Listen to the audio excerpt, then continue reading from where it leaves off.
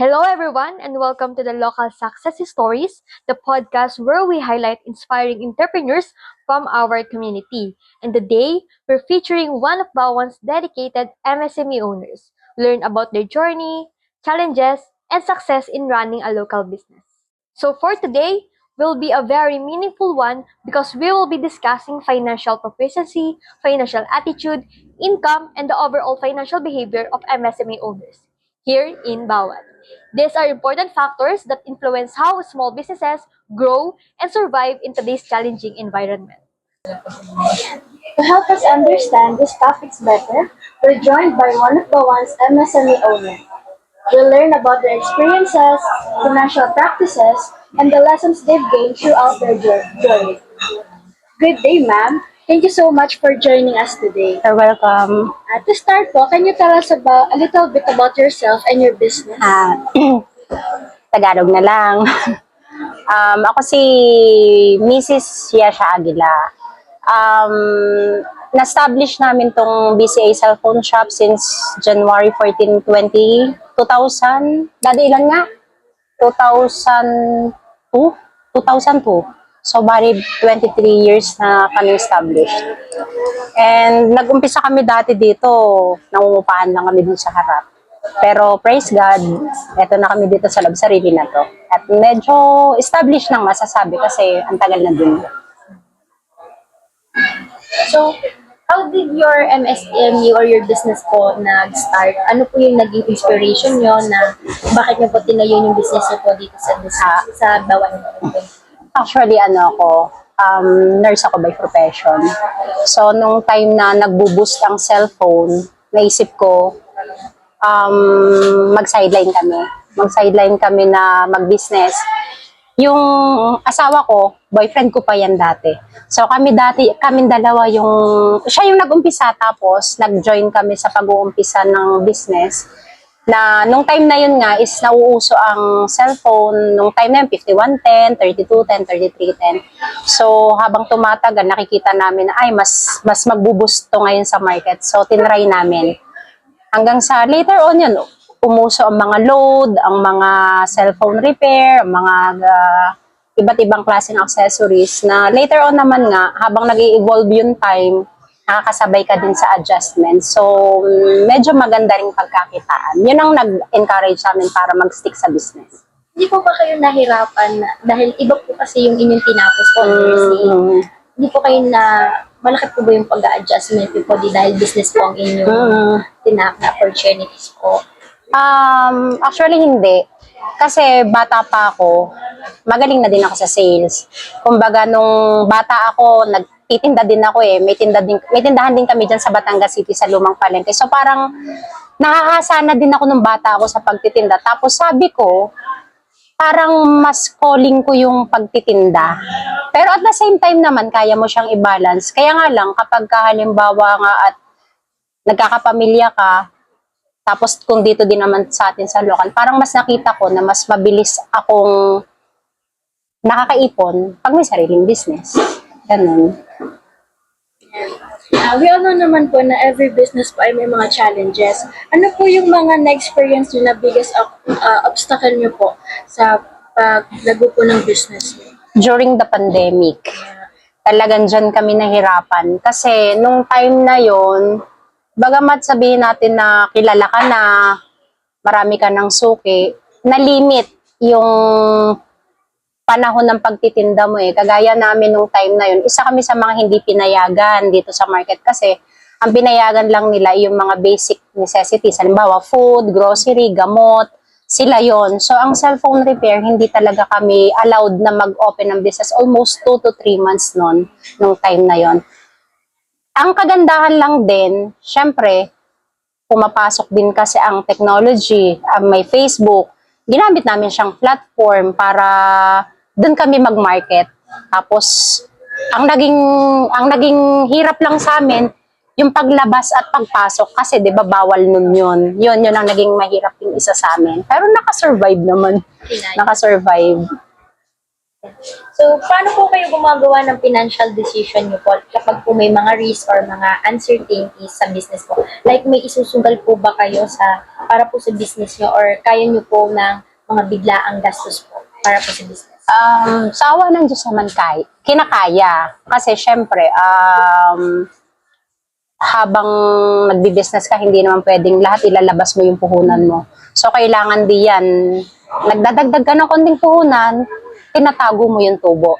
So, minsan, kung halimbawa, kagaya nitong pahuli, nauusan GCash. So, ang laki ng puhunan dyan. Kahit meron kang konting pondo sa bangko, so, inirest namin yon, inilabas namin para paikutin sa GCash. Tapos nung isa pa ding risk na pinagdaanan namin na kailangan talaga ng masinsinang decision nung mag-ibaan tong market. Kasi lahat sariling gastos namin to eh. So parang kumbaga may nakatago kang 500k sa bangko halimbawa, kailangan mo ilabas yun kasi magpapagawa ka ng bagong stall, gagastos ka ng panibagong puhunan.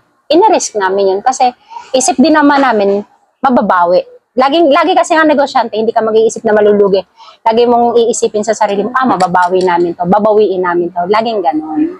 Nabanggit niyo din po yung mga sa GCash po, ginagamit niyo po, at saka po meron po kayong bank account sa bangko. So, as a business owner po, dapat po ba talaga na gumamit na po ngayon ng mga ganun po na tools, like mga, ayun po, yung mga GCash po, mga wallet bank?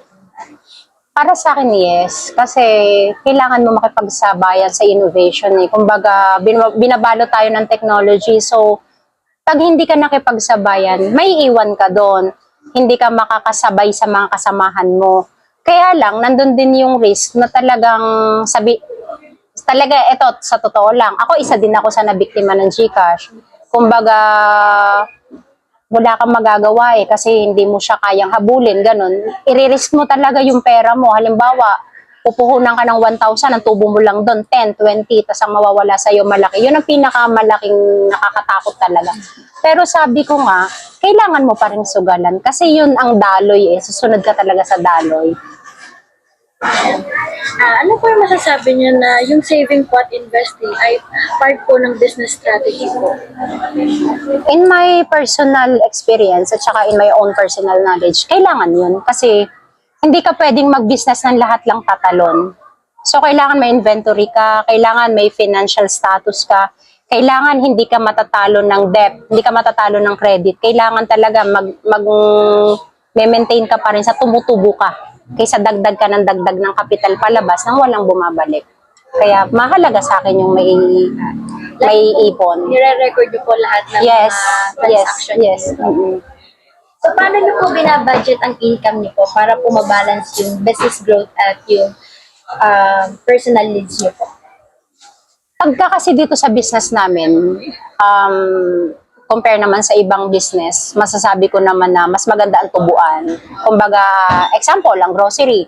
So, papiso-piso lang yan. So, sa amin naman, sa ibang, lalo sa service, sa pagre-repair, medyo hindi mo expected yung iyong kita diyan. Minsan, jackpot, minsan kokonti, pero hindi naman nasisiro.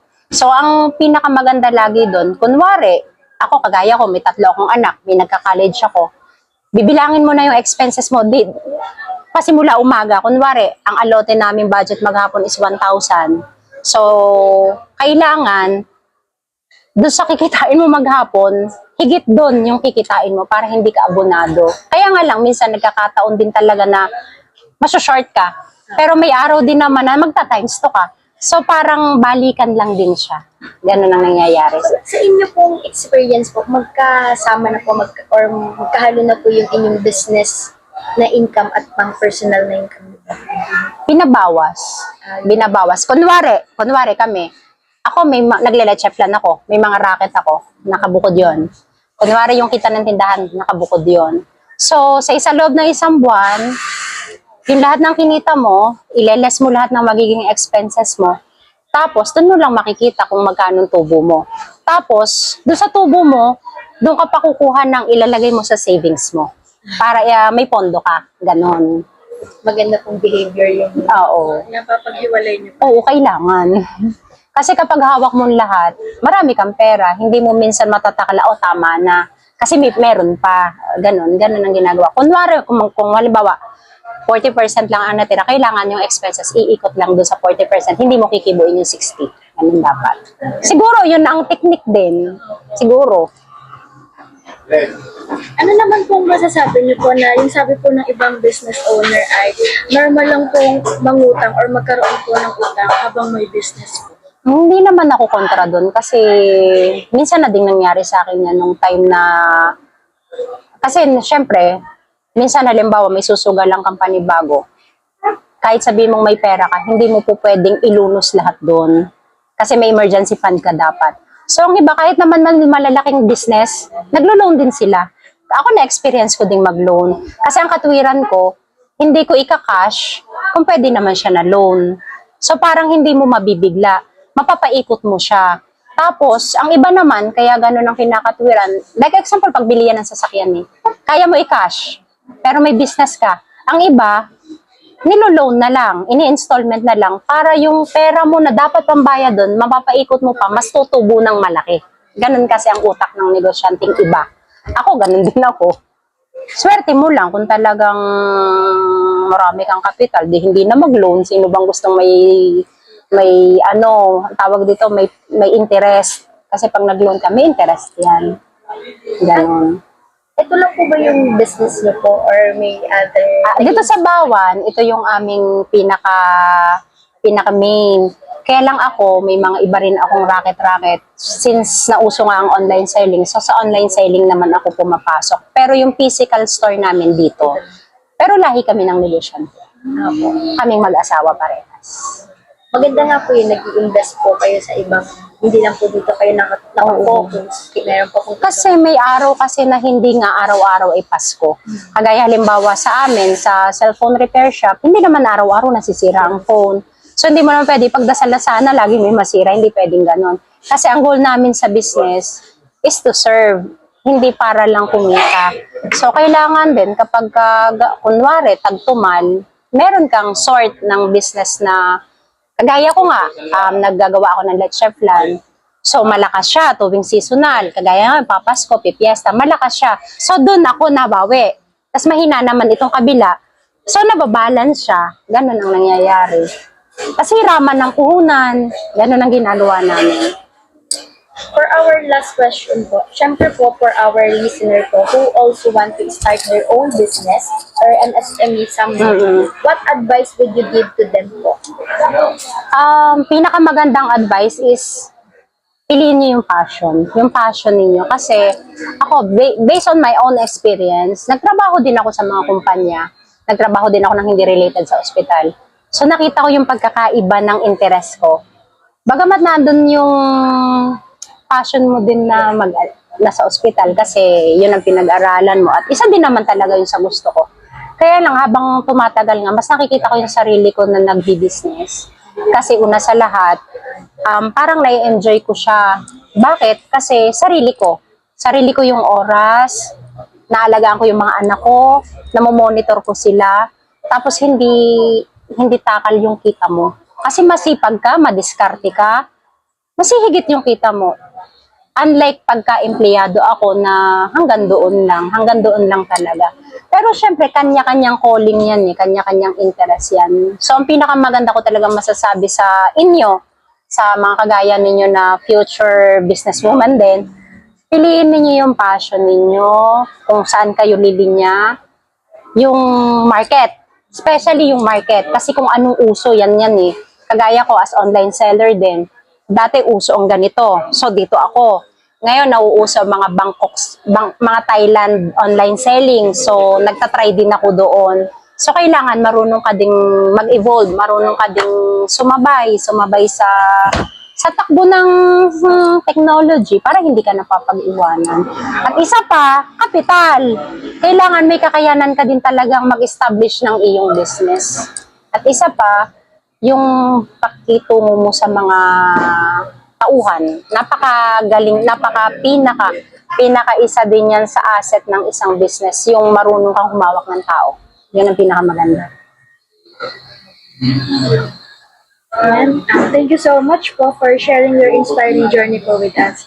So to our listeners, don't forget to support local businesses here in Bawang. This has been our local success story. Thank you. Thank you. Thank you.